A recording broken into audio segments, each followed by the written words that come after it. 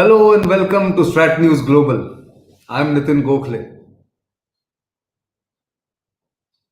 And tonight,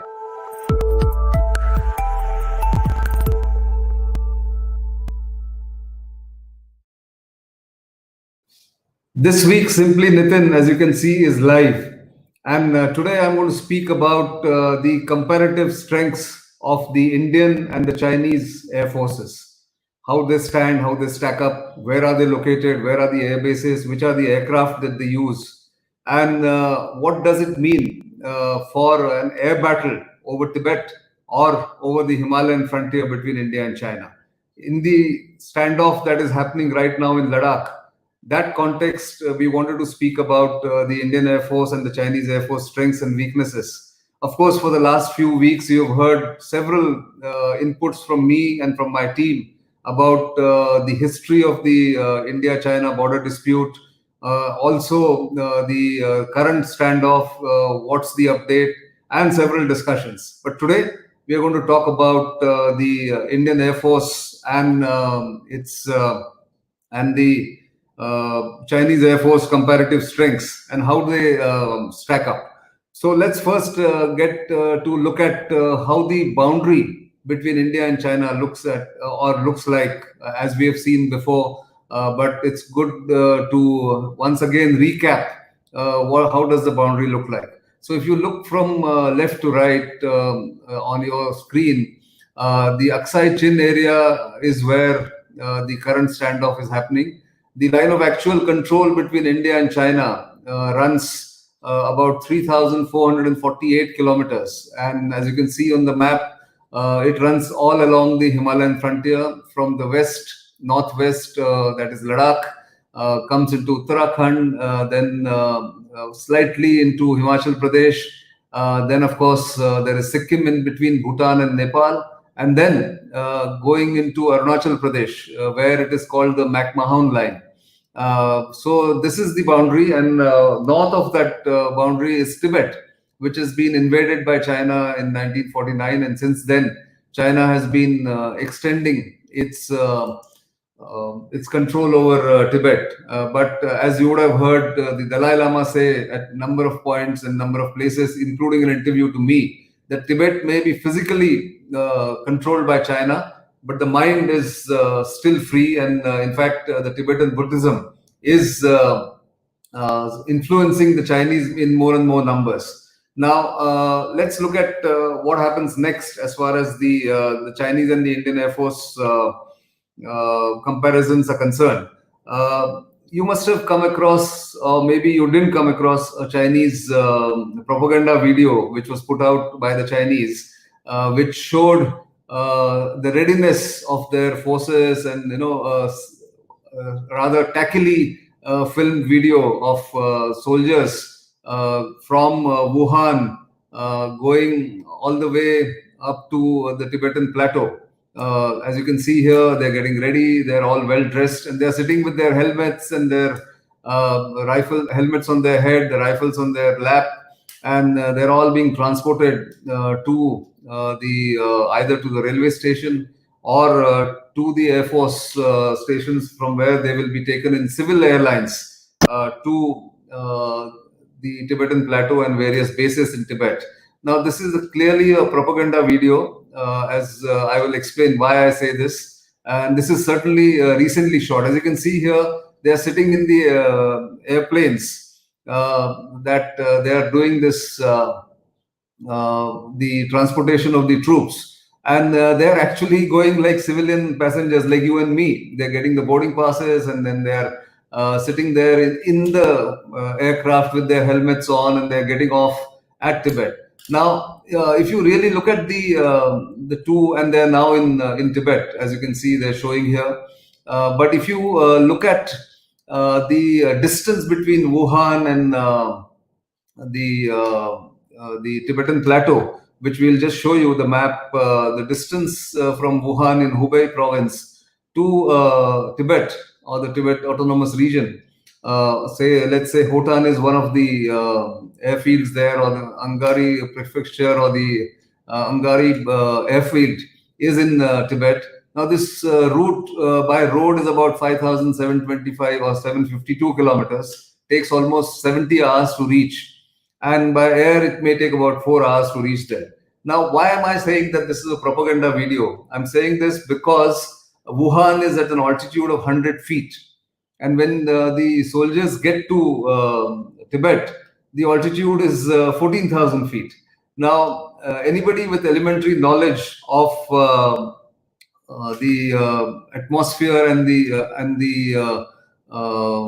the acclimatization schedule of forces at those altitudes will know that anybody who comes in there will have to spend at least 3 weeks to get acclimatized, to be able to even walk properly, briskly, leave alone fighting in those mountains. So clearly, a propaganda video that had been put out by the Chinese to show to its own domestic audience as well as, of course, the international audience.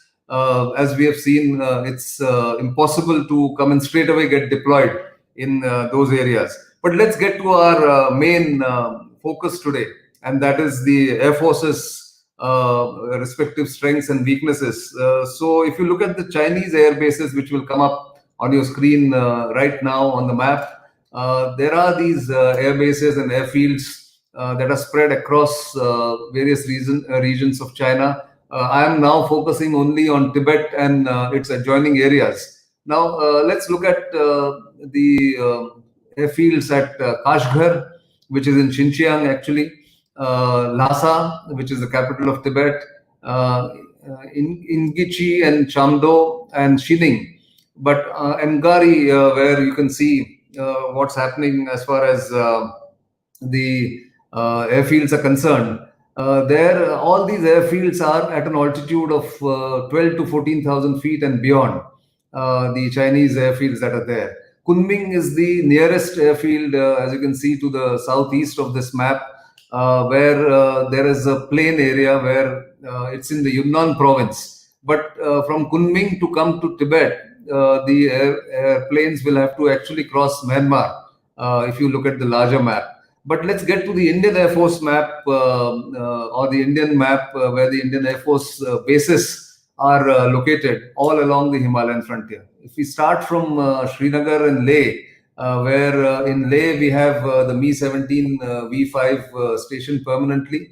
It's also an operational forward air base for Sukhoi 30s and other aircraft, fighter aircraft. Srinagar has MiG-21 Bisons. And then if you keep going eastward, then we have Halwara, of course, is there with Su-30 air base for the Indian Air Force. There is Hindon near Delhi, which has the Special Forces Operations aircraft, the C-130 and C-17s based in these at Hindon, in fact. There is, of course, Delhi airport, which we haven't shown here. There is Agra in between, and before Agra and Hindon, there was Adhampur, which has the MiG-21s. Not forgetting Ambala, which is not shown here, which has several different kinds of aircraft to take on the Chinese, really. There is Agra with IL-78 and the AWACS, which are the mid-air refuelers, and of course, there are AWACS, which are airborne early warning systems for the Indian Air Force. Then you go eastward towards Bareilly and Gorakhpur. Bareilly has a couple of squadrons of Su-30 aircraft. Then go extreme east to Assam.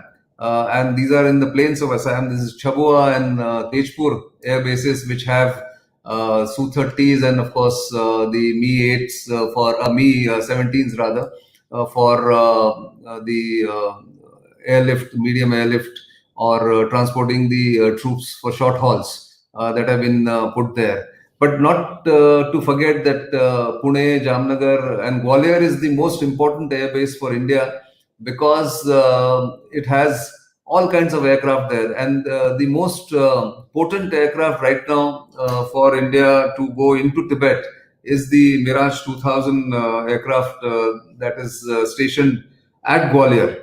So therefore, as you can see, India's airfields are all spread across the country from east to west. and they have an advantage, which I will speak about in a moment. But now, if we come to the comparison of the two air forces or air bases, if you look at the common map, the ones in the red are the Chinese air bases, and ones in the blue are, of course, the Indian air bases. Now, what happens is the Indian Air Force has an inherent advantage, and that is that all its airfields are located in the plains of India, the plain land, where the altitude is not much, and they can take off with the heaviest payload possible as far as taking off and having the ordnance, the missiles and the bombs are concerned.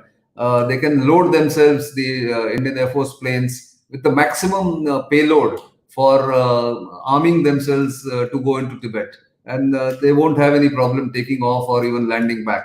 The fuel consumption will also be much less, the power will be much higher. But if you look at the Chinese air bases, which I mentioned earlier, that they are at altitudes which are more than 14,000 feet, and automatically, because of the rarefied air, the ability of the aircraft to take off is reduced, and therefore payloads have to be reduced. Their endurance also gets reduced when the aircraft take off from airports situated in Tibet, because they need longer airfields to launch themselves, and they have to carry less fuel and, of course, less ordnance, really, as far as the Chinese Air Force is concerned. The other thing that the Chinese lack is the airfields in Tibet lack hardened shelters, and is, as everybody who deals with the Air Force knows, if the hangars and the shelters are not hardened, that is, they do not have the ability to withstand bombing by rival air forces, then it's easy to destroy airplanes on ground in Tibet. And of course, the railway line which comes to Tibet from Qinghai, they call it the Qinghai Tibet Railway, QTR, is out in the open there. Tibet, of course, is a plateau, as we know, and there is no shelter there. So therefore, Indian Air Force has this advantage that if you come look at air bases in Tibet, and you look at air bases in India, the inherent advantage that the Indian Air Force has is that it can carry more loads, it can carry more ordnance, more firepower. Apart from that, the Indian Air Force has one advantage is that it's got the air bases spread across the breadth of the country from east to west, whereas the Tibetan air bases are all concentrated in the Tibet Autonomous Region, and as I mentioned, the nearest air base is in Kunming in Yunnan. Therefore, if India has to widen the theater of war, it can do, the Indian Air Force, whenever required. The other strong point that India has is that it can also look into the railway link that comes from, as I said, from mainland China. But there are weaknesses that Indian Air Force has, and that is the electronic warfare or electronic warfare systems on some of our old airplanes are not up to the mark. The Chinese have an advantage in as much as that they have the S-300 air defense missiles purchased from Russia, which are stationed in Tibet or deployed in Tibet. So in a hot war, what India will have to really do is to have precise locations of those S-300 missile batteries or missile bases to take them out before any aerial battle is launched. Otherwise, Indian Air Force will have a bit of a problem overcoming the air defense in Tibet. But that notwithstanding, comparatively, if you look at the numbers and even otherwise, I think the Indian Air Force has a far superior, not just record in its battle-hardened veterans that they have, but also because of the location that the Indian air bases have. So, as I see it, many of these advantages that India has in the air can be a winner. And of course, as I have mentioned in the last couple of episodes of Simply Nitin, the land forces are almost more or less equally matched as far as India and China is concerned. So therefore, we'll have to be very confident about our abilities when it comes to aerial battle. And therefore, you would have seen over the past few weeks, Indian Air Force is deliberately showing its presence in along the frontier. You would have heard reports, read reports about how more sorties are being carried out by the Indian Air Force along the Chinese frontier, just to show to the Chinese that they are ready. There are reports, of course, of the Chinese having moved some of its fighter planes like the Su-27s and JF-11s to their forward deployment in Tibet.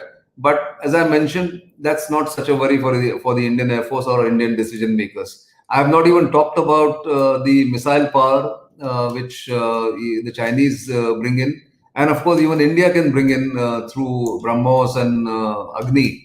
But that's for a later stage as far as the hot war is concerned. At the moment, I think we need to only look at how comparative strengths are and what are the weaknesses, which I have already mentioned. I think it's for me to also take some questions since I'm live here. Um, there is a question here from Rajat Shukla.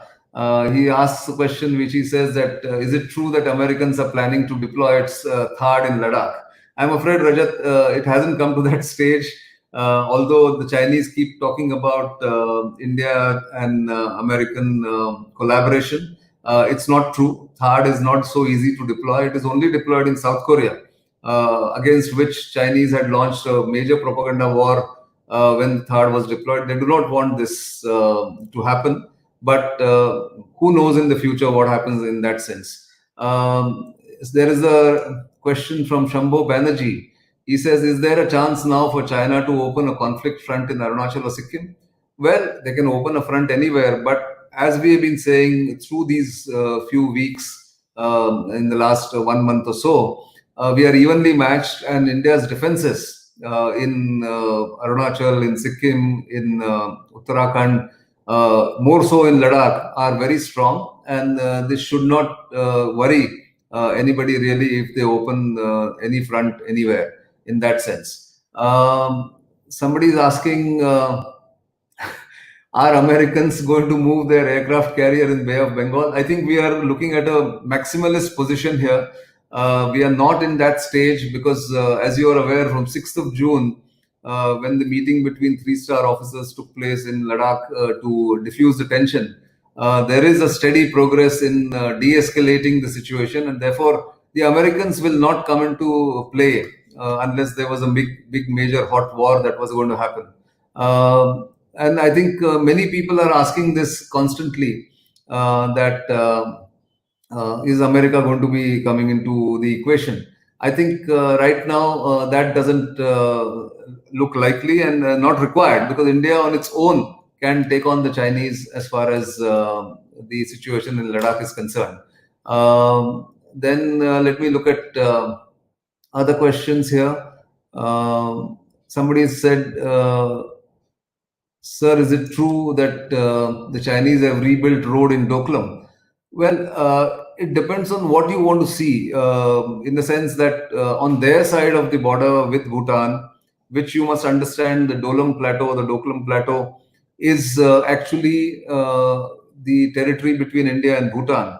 And on their own side, the Chinese have certainly built many more defenses and many more shelters and infrastructure for their own forces. But India's limited aim in Doklam was to stop the Chinese from building that road, which I can tell you has not been resumed on the same axis that they were stopped at.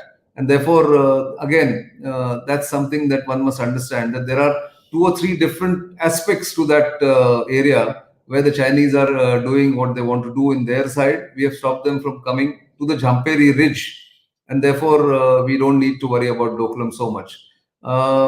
Let us look at somebody saying, sir, tell us about ammunition. Because CAG mentioned India can't fight 10-day war. Can China withstand two-front war? Or we can withstand two-front war, I suppose he's asking. Look, the ammunition situation has improved over the past 4 or 5 years. The CAG had flagged the details of the shortage of ammunition between 2008 and 12, and had come up with those reports. Since then, situation has certainly improved, but it can be better. We do have war wastage reserve, as we call it, for 10 days, 10I as it is called, 10 days of intense war.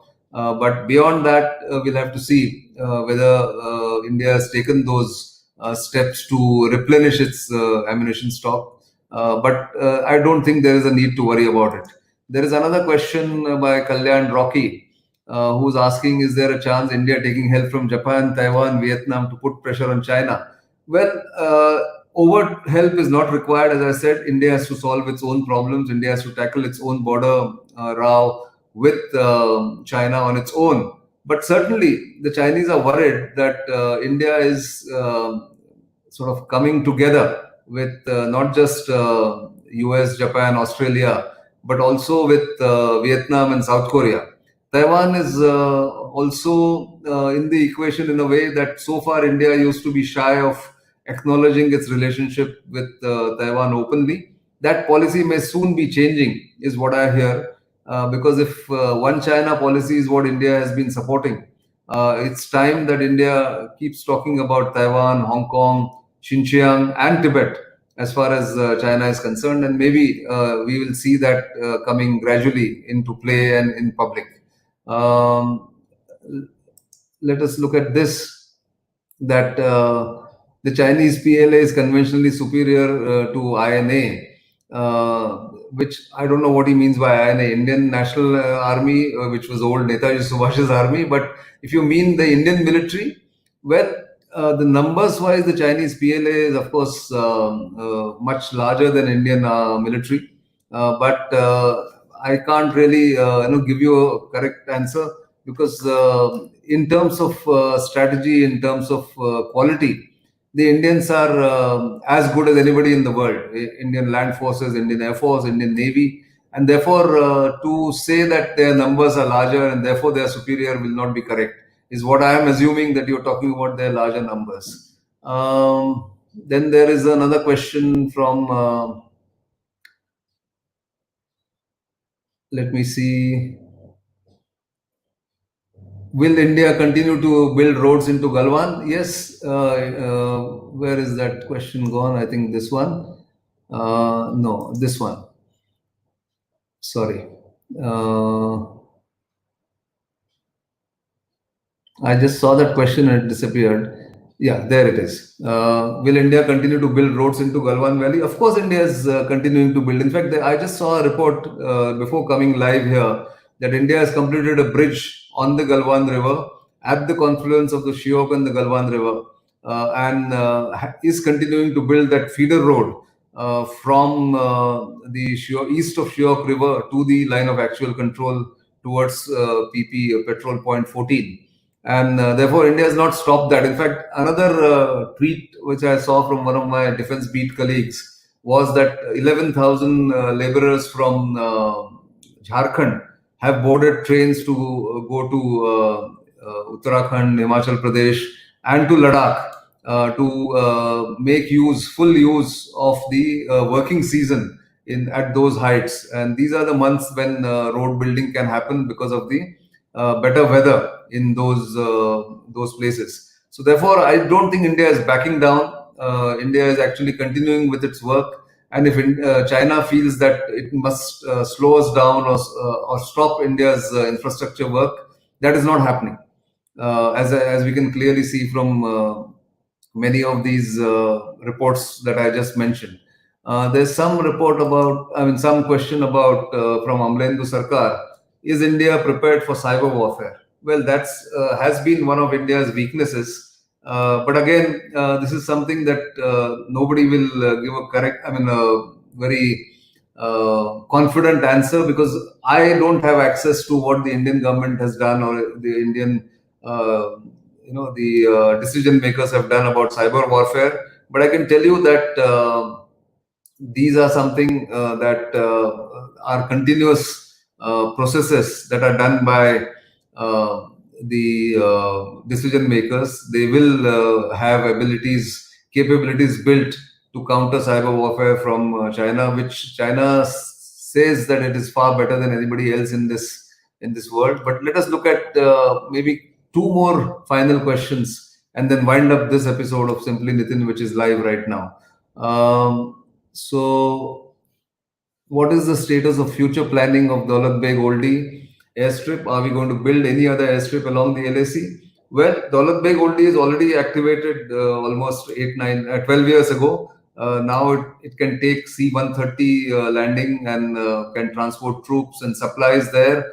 But in case of a hot war, Daulat Beg Oldie airstrip is not of much use because it is directly in line of fire from the Chinese side.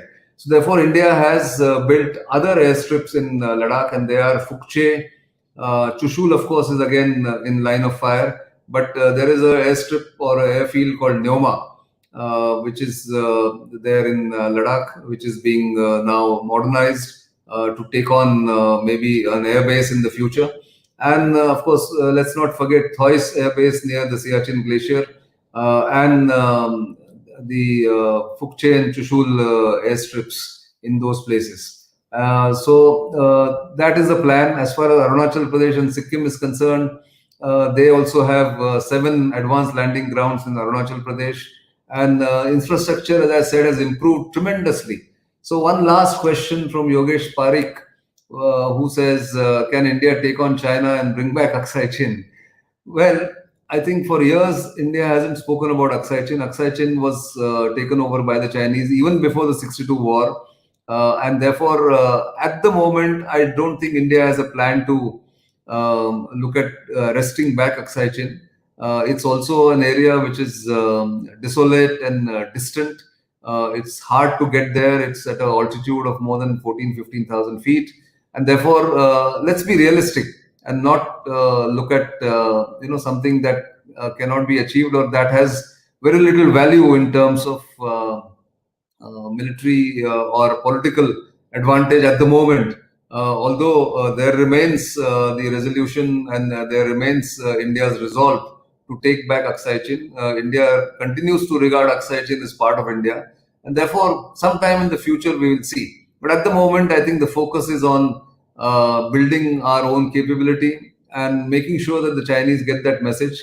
And this time, when they came in, my final remarks, when they came near the LAC at 4 or 5 different points, they came into the area between Finger 4 and Finger 5 at on the north bank of Pangangso. The Chinese were, I'm sure, surprised with the speed with which India built its resources and deployed forces across the LAC to show them that India is as prepared and as quick as the Chinese are seen to be as far as deployments are concerned in those high altitude areas. We have acclimatized troops there. There is enough artillery and there are tanks, and therefore the well-matched strengths are very evident in this standoff. One need not worry about whether the Chinese have taken over our territory or Chinese are talking about ingress and intrusion. There is no such thing that has happened in Ladakh. This is not the first time that such standoffs have happened. Of course, the numbers this time are much larger, and therefore it will take a longer time to resolve the issue. But as I've said in my past videos and my past discussions with you, both on Simply Nitin and otherwise on our channel StratNews Global .com, that India is well in control. You must have seen the Indian Army Chief also saying the same thing today at Dehradun when he was there at the passing out parade of the Indian Military Academy, where he says situation is completely under control all along the border. So not much to worry about, but certainly one has to keep watch without getting alarmed. Just keep building the capability and be aware of what the adversary is doing. I am running completely out of time because I had set myself half an hour for this discussion and for this episode of Simply Nitin. We are just 30 seconds away from there. So thank you very much for not just watching but joining and actively participating in the program, posing so many questions. I can see many more questions, at least 20 more questions being unanswered. But I'm afraid the time has run out. Do come back. Do keep liking us on our social media platforms. Keep sending the feedback and questions to our websites and to our email IDs. But until the next time, it's good.